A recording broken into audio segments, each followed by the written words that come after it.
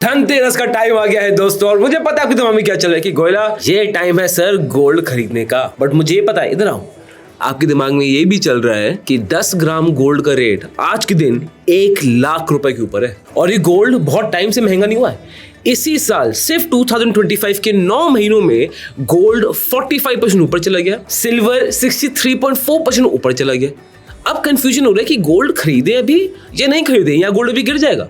अगर आप एनालिस्ट की सुनो तो एक बार आप ये देखो, ठीक है। आकाश दोषी बोल रहे हैं कि गोल्ड में अभी 5 to 7% डिप आएगा, उसके बाद दोबारा भागेगा।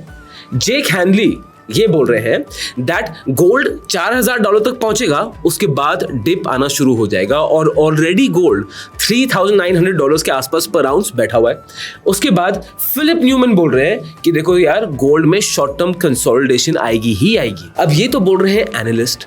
अब इन एनालिस्ट को क्या सब कुछ पता है? दुनिया पता है इनको? कुछ भी नहीं पता सर। ये भी अपनी अजम्पशंस और एक बायस में चल रहे हैं। अल्टीमेट इन्वेस्टिंग का गेम क्या है? इन्वेस्ट या धंधा या पैसे कमाने ना, वो आपको अपने लॉजिक से ही पड़ेंगे और थोड़ा रिस्क लेना पड़ेगा। और इस वीडियो में मैं आपको बताने वाला हूं बहुत आसान शब्दों में कि गोल्ड या सिल्वर में धनतेरस में पैसे डालने का क्या आप रिस्क देख रहे हो, what is the situation, what is not the situation, so that आप डिसाइड कर पाओ आपके लिए भाई बेस्ट क्या चीज है। एंड मैं ये भी आपको बताऊंगा कि कौन से गोल्ड ETF स्ट्रॉन्ग है, कौन से सिल्वर ETF स्ट्रॉन्ग है, so that if you decide to buy आप उनको खरीद सकते हैं। और वीडियो लंबी होगी, आपको पता है गोयला डिटेल में आसान शब्दों में वीडियो बनाएगा, तो 3 चीज आपको याद रखनी है। सबसे पहली चीज, अगर आप पूरी वीडियो नहीं देखना चाहते तो आप टाइम स्टैम्प में स्किप कर सकते हो to the point that you want. Second चीज, वीडियो को आप 1.5x में भी देख सकते हो, but again just be sure कि आपको समझ आ जाए। एंड थर्ड चीज, वीडियो लाइक जरूर कर देना, हमें बड़ी मोटिवेशन मिलती है। चलो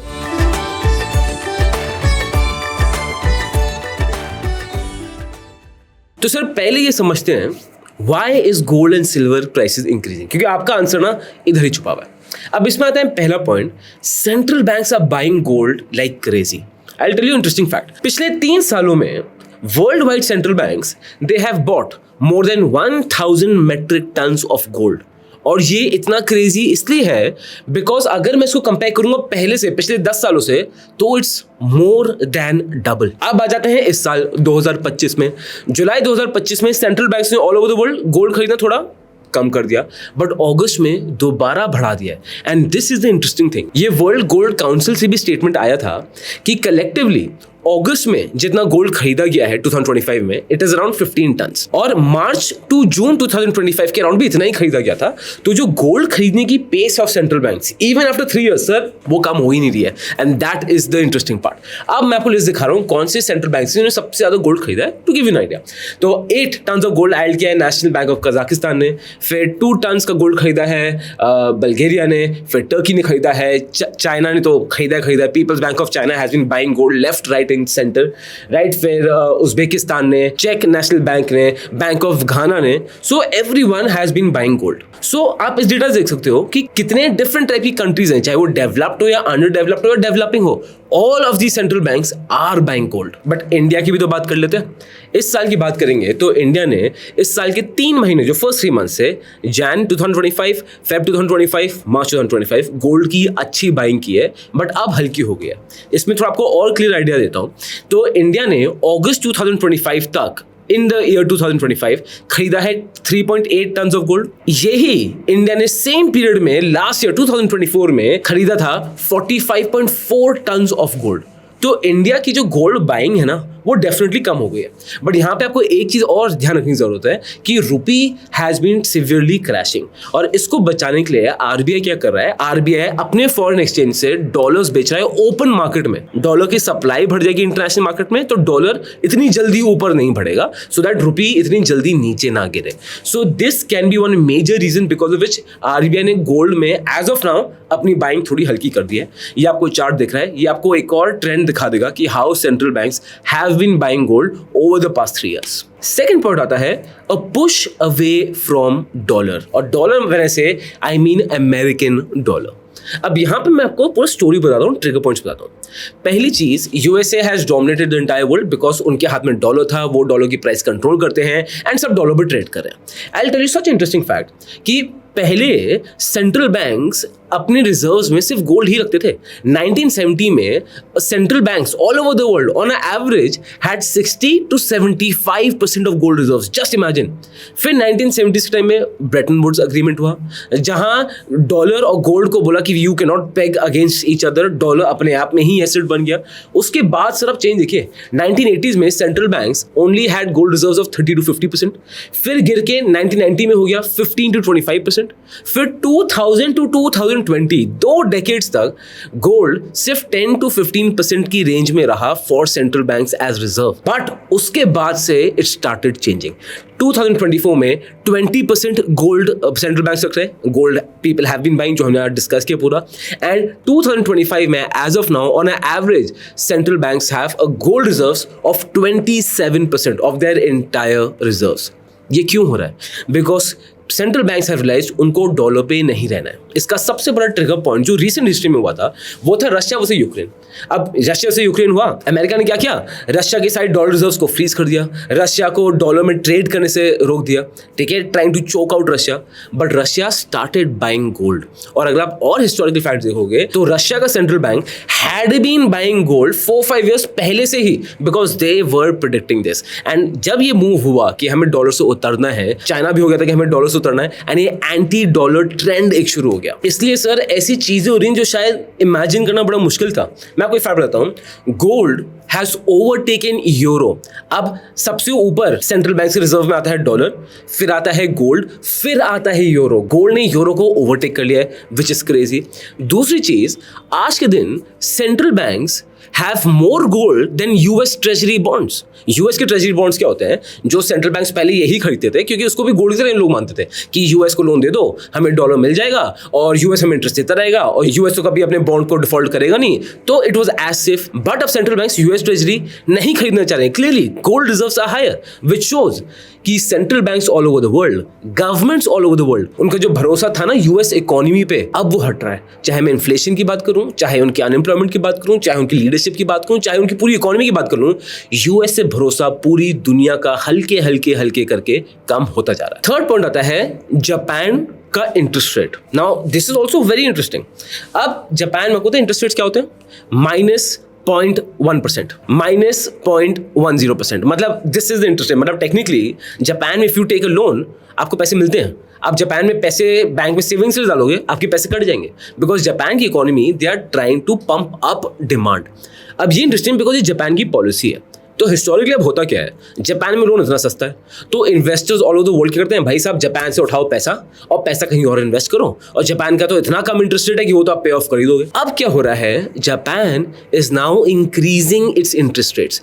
अब जब जापान अपने इंटरेस्ट रेट्स बढ़ा रहा है ना, तो ऑब्वियसली सब पैसा जो येन जापान का बटा हुआ था, अब वो सब जापान में वापस आ रहा है, और इस वजह से येन की डिमांड बढ़ रही है एंड डॉलर पे एक डाउनवर्ड प्रेशर और बन रहा है। फिर फोर्थ पॉइंट आता है कि गोल्ड और सिल्वर की एक रिटेल डिमांड बढ़ती जा रही है, बिकॉज रिटेल इन्वेस्टर्स का भी वर्ल्ड वाइड भरोसा स्टॉक मार्केट से उठ रहा है, यूएस से उठ रहा है। उनका ये वॉर के चक्कर में ना एक सेंटिमेंट बहुत खराब हो रहा है, एंड ड्यूरिंग दिस टाइम्स पैसा जाता है सीधा गोल्ड में, और वो हम क्लियरली देख सकते हैं। जैसा आप देखते हो कैसे गोल्ड ETFs का AUM has increased over the years, exponentially increase. और सेम चीज आप देख सकते हो सिल्वर के साथ भी, कैसे सिल्वर का AUM तो हैज लाइक क्रेजीली इंक्रीज, जिसकी वजह से सिंपल हिसाब है सर, जब डिमांड ऊपर जाएगी तो प्राइस ऊपर जानी है। फिफ्थ पॉइंट आता है सप्लाई इज लिमिटेड। अब जितना भी गोल्ड हम अबव द ग्राउंड ले आए हैं माइन करके, उसका 50% गोल्ड आपको तो सिर्फ एक माइन सा है। वो माइन है साउथ अफ्रीका में, जो बहुत टाइम पहले एक मीटरॉइड हिट किया था, तब वो 50 साल पहले डिस्कवर हुई थी। उस माइन का नाम है विद वाटर सैंड बेसिन। इस माइन का आउटपुट ना 170 टन्स पर ईयर से नीचे चला गया। बात ये है सर, पहली चीज तो नई माइंस बहुत कम मिल रही हैं, डिस्कवरीज बहुत कम हो रही हैं। जो पुरानी माइंस थी, जो डेकेड्स पुरानी माइंस हैं, उनकी प्रोडक्टिविटी कम हो रही है, उनसे आउटपुट अब कम निकल रहा है। अब हमें पता है कि गोल्ड कुछ जगह में है गड़ा, बट बहुत डीप है, उसको निकालना बड़ा मुश्किल है, वो इकोनॉमिकली वाइबल नहीं बैठता। एंड सेम चीज, बहुत गोल्ड अंटार्कटिका में भी है, but again to extract that gold is economically doesn't make sense, and that is the challenge, जहां पे गोल्ड की डिमांड तो सर तगड़ी है, बढ़ती जा रही है, बट सप्लाई क्रंच्ड है और कैप्ड है। और 6 पॉइंट आता है कि सर रुपी डेप्रिशिएट करता ही जा रहा है और इस चक्कर में गोल्ड हमारे लिए और महंगा हो रहा है। क्यों?